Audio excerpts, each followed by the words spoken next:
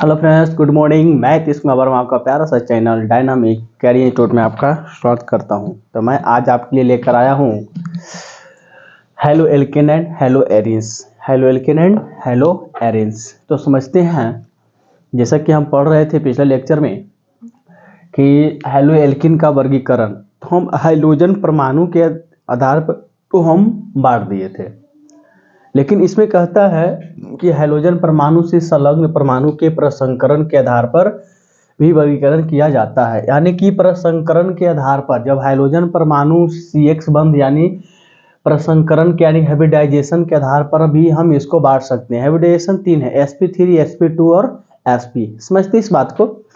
तो हाइब्रिडाइजेशन भी का वीडियो मैं अलग से बना दूंगा अगर इस बच्चे को समझ में नहीं आ रहा हो, लेकिन फिलहाल यहाँ पर देखने समझ में आएगा।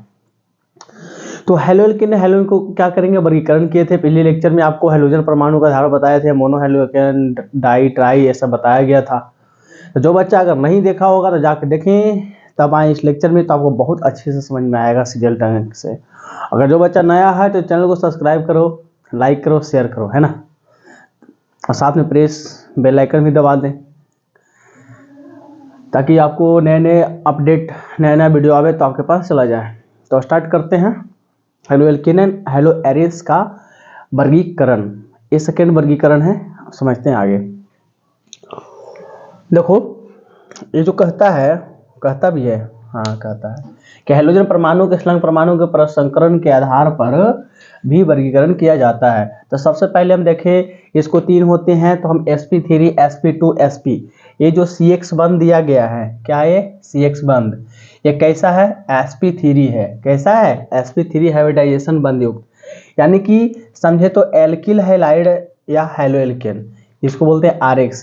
तो एल्किल हैलाइड में हाइड्रोजन परमाणु एल्किल समूह से जुड़े होते हैं। जैसे कि एल्किल हैलाइड में हाइड्रोजन परमाणु एल्किल समूह से जुड़े होते हैं। जैसा कि समझते हैं, इसमें इसका सामान्य सूत्र होता है, इसका सामान्य सूत्र दिया जाता है CnH2n+1x, CnH2n+1x।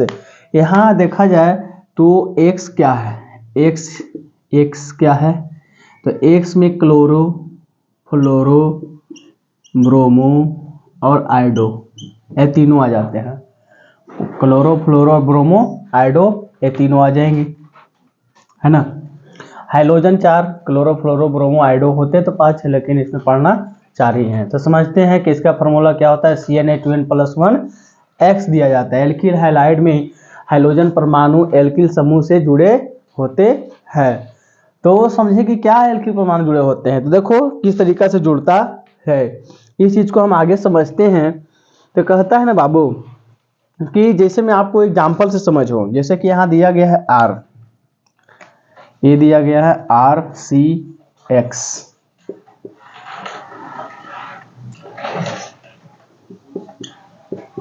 ये जो H दिया गया है,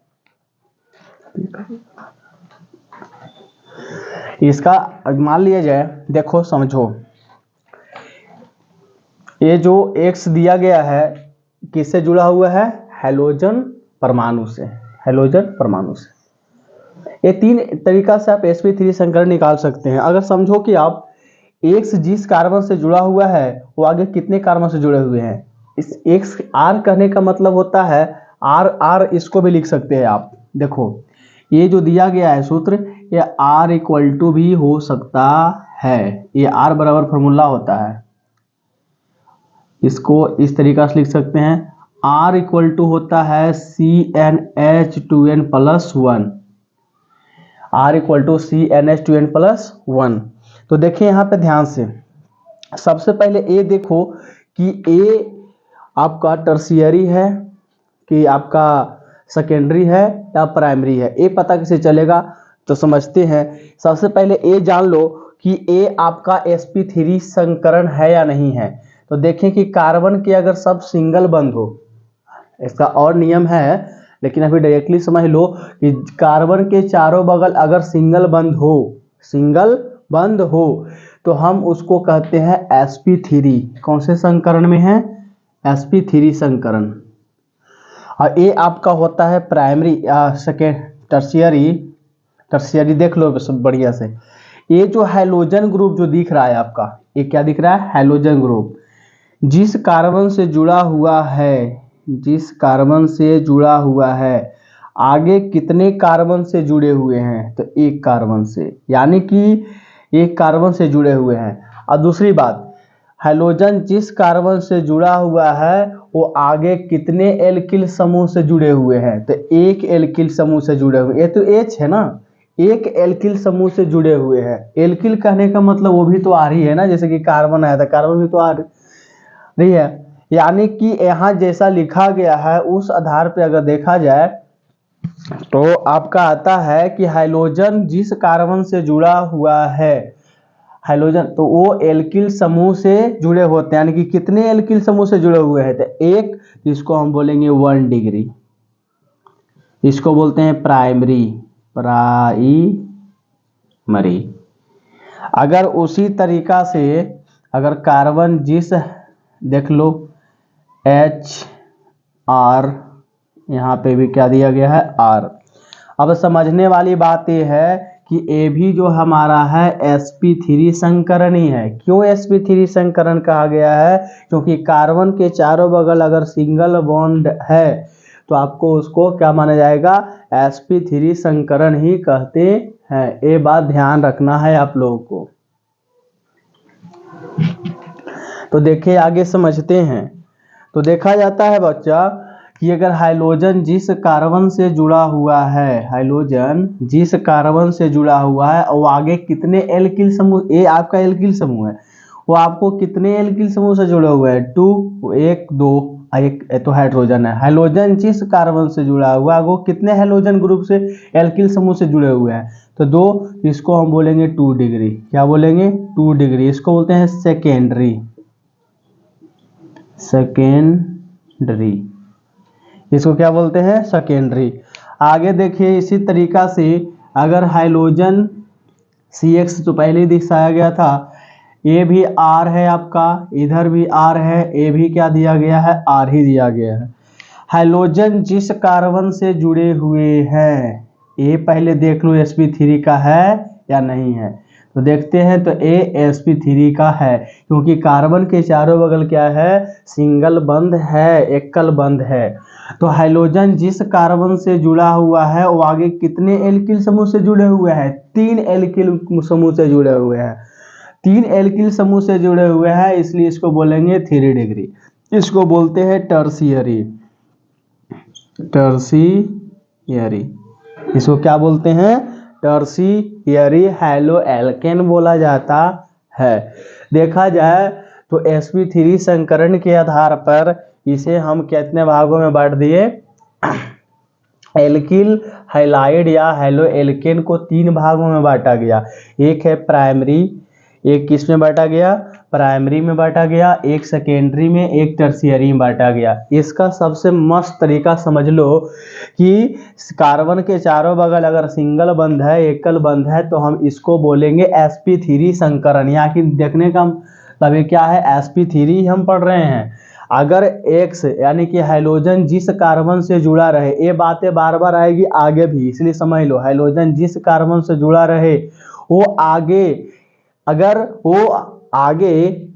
वो कार्बन आगे एक एल्किल समूह से जुड़ा हो, कितने? एक एल्किल समूह से जुड़ा हो तो उसको हम प्राइमरी बोलेंगे। अगर हैलोजन जिस कार्बन से जुड़ा हुआ है, बात ध्यान देना है, हैलोजन जिस कार्बन से जुड़ा हुआ है बच्चों, वो आगे कितने एल्किल समूह से जुड़े हुए थे? 2, 1, 2, तो 2 डिग्री सेकेंडरी बोलेंगे, है ना? इसको समझना है। और हाइड्रोजन जिस कार्बन से जुड़ा हुआ है वो आगे कितने एल्किल समूह से जुड़े हुए हैं? 3, इसीलिए टर्शियरी होता है ना? एक चीज तो आपको समझ गए, तो इसको फटाफट नोट डाउन करो, उसके बाद हम आगे बढ़ते हैं। चलिए हम आगे बढ़ते हैं दूसरे एग्जाम्पल की ओर। तो देखो इसी में रहता है कि एग्जाम्पल से समझते हैं कि CH3, इसमें दिया जाता है आपका CH3।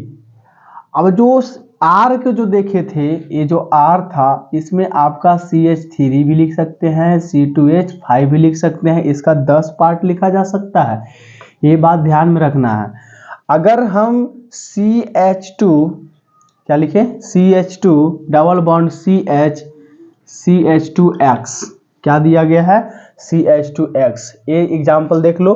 और सेकेंड एग्जाम्पल आपका कहता है कि बेंजीन के लिए देखें, बेंजीन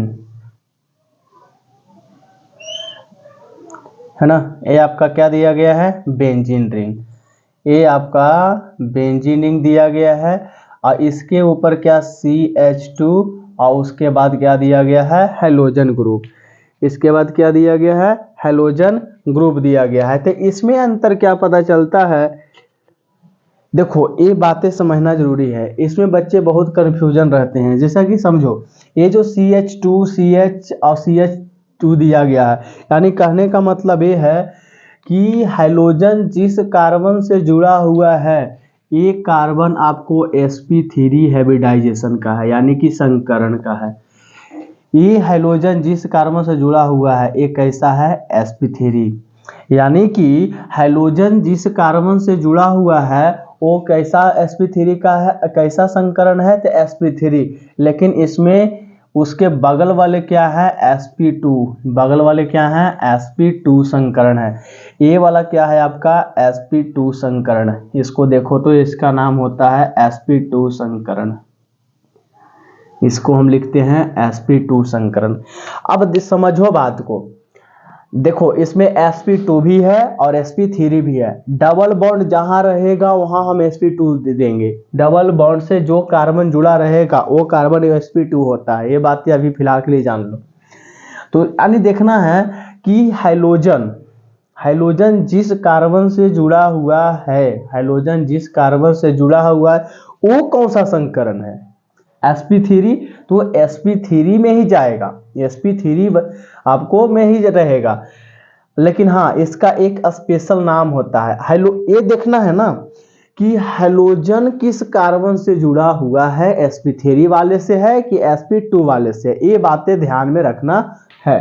तो देखो ध्यान से, तो हाइड्रोजन जिस कार्बन से जुड़ा हुआ sp3 है, लेकिन जिस कार्बन से हाइड्रोजन जुड़ा हुआ है उसके बगल वाले कार्बन कैसा है, तो sp2 संकरण का है। इसमें भी देख लो, अगर हाइड्रोजन जिस कार्बन से जुड़ा हुआ है वो आगे कौन से संकरण का है, sp2 से। जस्ट हाइड्रोजन जिस कार्बन से जुड़ा हुआ है वो कार्बन किस कार्बन से जुड़े हुए हैं, तो sp2 संकरण से जुड़े हुए हैं। तो इसको हम बोलते हैं, एक स्पेशल नाम देते हैं, इसको बोलते हैं एलिल हैलाइड। इसका नाम होता है एलिल हैलाइड। इसको क्या बोलते हैं बच्चों, एलिल हैलाइड बोला जाता है। लेकिन हाइड्रोजन जिस कार्बन से जुड़ा हो वो कार्बन sp3 हो और वो कार्बन आगे sp2 कार्बन से जुड़ा हुआ हो, तो इसको नाम स्पेशल देते हैं बेंजील हैलाइड। इसका नाम क्या देते हैं, बेंजीन हैलाइड। इसका नाम क्या है बाबू, बेंजील हैलाइड। इस तरीका से आप बांट सकते हैं। तो इसको आप नोट डाउन फटाफट कर दे, है ना, इसको नोट करो। तो आए आगे समझते हैं अब sp2 संकरण के बारे में। क्या समझे, sp2 संकरण। अब देखो इसमें क्या कहानी है बच्चों, तो इसमें कहानी ये कहता है कि CH2 डबल बॉन्ड CHX।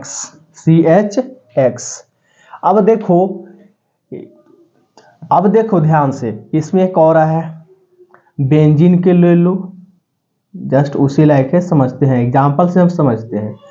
क्या पढ़े, sp2 संकरण। sp2 संकरण बंध युक्त कहने का मतलब ये हो गया कि आपका डबल बॉन्ड क्या होते हैं, sp2 होते हैं। तो ये क्या है, X दिया गया है। अब ध्यान से सुनो बात को, कहता है कि हाइड्रोजन जिस कार्बन से जुड़े हुए हैं वो है sp2 संकरण के। ये क्या है, sp2 संकरण। हाइड्रोजन जिस कार्बन के हैं वो sp2 संकरण, क्योंकि इसके पास डबल बॉन्ड है। अब समझना है इस बात को, इस दोनों में कंपेयर करना है कि क्या इसमें फर्क है, इसका नाम क्या होता है। अब देखो हाइड्रोजन जिस कार्बन से जुड़ा हुआ है वो कौन से संकरण का है, sp2 संकरण का। कैसे पता करोगे? हाइड्रोजन जिस कार्बन से जुड़ा हुआ है वो कार्बन डबल बॉन्ड से जुड़ा हुआ है, देख लो। तो डबल बॉन्ड वाले क्या होते हैं? sp2 संकरण होते हैं। चलो sp2 वाले में समझते हैं। तो कहता है कि हाइड्रोजन डायरेक्टली sp2 वाले से जुड़ा रहेगा तो इसका नाम होता है वाइनिल हैलाइड। क्या होता है? Vinyl halide. ये बात ध्यान रखना है।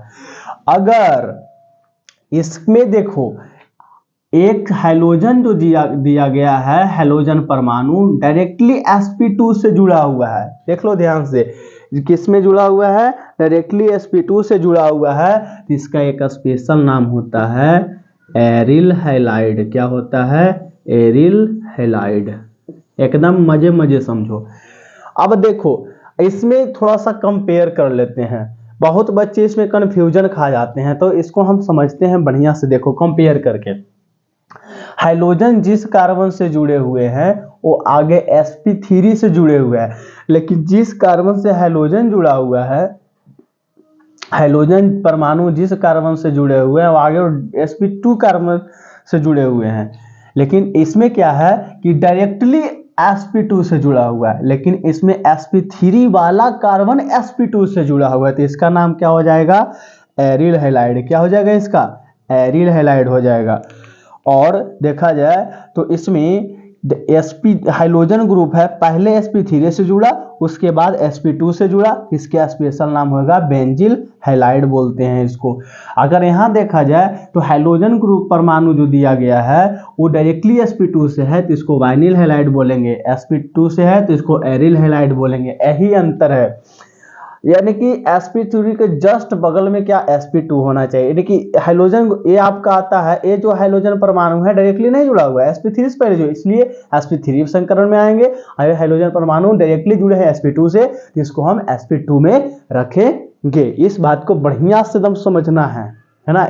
अगर नहीं समझ में आए तो एक दो बार पॉज करके बढ़िया से देख लो, रिवर्स करके, है ना।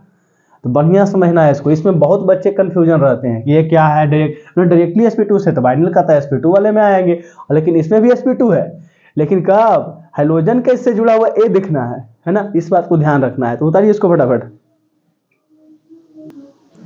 चलिए आगे कुछ और एग्जाम्पल की ओर हम बढ़ते हैं। तो कहता है इसमें देखो 4 एग्जाम्पल ले लो। इसमें आपका 3 एग्जाम्पल है CH2, यहाँ पे आप लोग हाइड्रोजन ले लो, है ना। ये क्या है? 4 बॉन्ड हो गया, 1 2 3।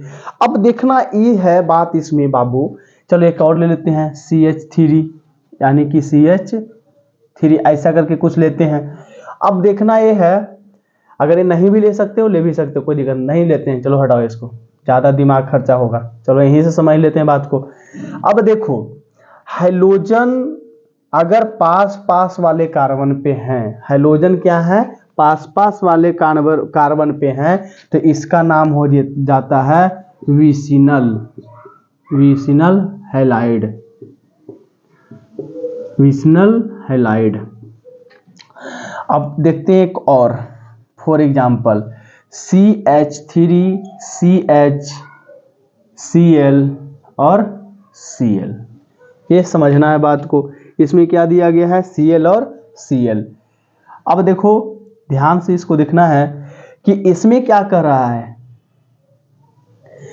अगर हाइड्रोजन पास वाले कार्बन पर है तो उसका स्पेशल नेम हो जाएगा विसिनल हैलाइड। क्या होगा? Vicinal halide.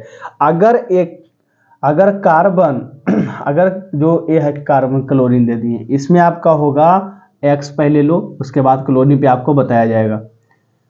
जैसे कि हाइड्रोजन जो दिया गया है एक ही कार्बन पे है, कितना कार्बन पे? एक ही कार्बन पे दोनों है, तो इसको हम बोलते हैं आपको जेमिनल हैलाइड।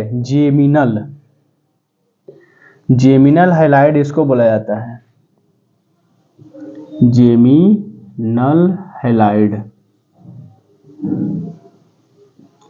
इसको शॉर्ट में जेम हैलाइड भी बोल सकते हैं। इसको शॉर्ट फॉर्म में क्या बोलेंगे? जेम हैलाइड भी बोल सकते हैं। और इसको शॉर्ट फॉर्म में हम वीक हैलाइड भी बोल सकते हैं। जैसे कि इसको शॉर्ट में अगर लिखना है तो इसको हम लिखेंगे जेम हैलाइड।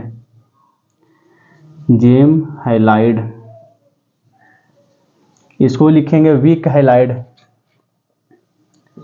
Week halide. क्या करेंगे, इसको लिखेंगे वीक हैलाइड, इसको लिखेंगे जेम हैलाइड, है ना। इसको फटाफट नोट डाउन कर लो। इसको हम लिखेंगे वीक हैलाइड। शॉर्ट में अगर मान लीजिए इसको लिखना है तो क्या लिखोगे, वीक हैलाइड लिखोगे। अगर जेमिनल को अगर शॉर्ट फॉर्म में देखना चाहते हो तो जेम हैलाइड भी लिख सकते हैं, लेकिन इसका एक और नाम होता है, जैसे कि 1 2, तो इसमें क्या हो गया 1 2 di halo alkane, halo alkane, alkane होगा नहीं में, डाई हेलो एथेन। इसमें क्या होगा 1 2, यानी कहने का मतलब 1 die hello ethane, die hello ethane लिख सकते हैं, उसमें डाई हेलो एथेन लिखा जा सकता है। ये आपका आईपीएससी नेम है, ये भी आईपीएससी नेम है। अगर एक बात ध्यान रखना, इसी में ये सब आते हैं क्या, आपको SP2 SP3 में SP में आ जाएगा, ये SP3 का ये आपका दिया गया है। तो समझे इस बात को बच्चों। तो कहता है कि अगर कोई भी हाइड्रोजन ग्रुप हो, जो भी हाइड्रोजन ग्रुप हो, हाइड्रोजन परमाणु, हाइड्रोजन ग्रुप, क्लोरोफ्लोरो जो भी आ जाए, तो उसमें क्या करोगे, अगर पास वाले कार्बन पे है तो विशनल हैलाइड बोलेंगे, इसको शॉर्ट में वीक हैलाइड बोलते हैं। अगर हाइड्रोजन एक ही कार्बन पे है तो उसको हम क्या बोलेंगे, जेमिनल हैलाइड बोलेंगे, और उसको शॉर्ट फॉर्म में जेम हैलाइड भी बोल सकते हैं। इसका आईपीएससी नाम हो जाएगा 1 डाई हेलो एथेन, इसका आईपीएससी नाम होगा 1 2 डाई हेलो एथेन। इस बात को फटाफट नोट कर लिया जाए। तो जैसा कि आप लोग के सामने अभी वर्गीकरण जो बता रहे थे हेलो एल्केन का वर्गीकरण, तो आपको आज कंप्लीट हुआ। पहला बताए थे हाइड्रोजन परमाणु की संख्या के आधार पर, आज आपको CX बंध के आधार पर कंप्लीटली बता दिया गया बढ़िया से। तो आपका हेलो एल्केन हेलो बेंजीन का जो हेलो एरीन दिया गया है उसका वर्गीकरण कंप्लीट होता है। आगे हम सीखेंगे हेलो एल्केन को बनाना, किस तरीका से हम हेलो एल्केन को बनाएंगे, इसके बारे में हम आगे पढ़ेंगे। तो इस लेक्चर में इतना ही रहेगा। थैंक यू, धन्यवाद। पढ़ते रहें, आगे बढ़ते रहें और चैनल को सब्सक्राइब भी करते रहें। Thank you.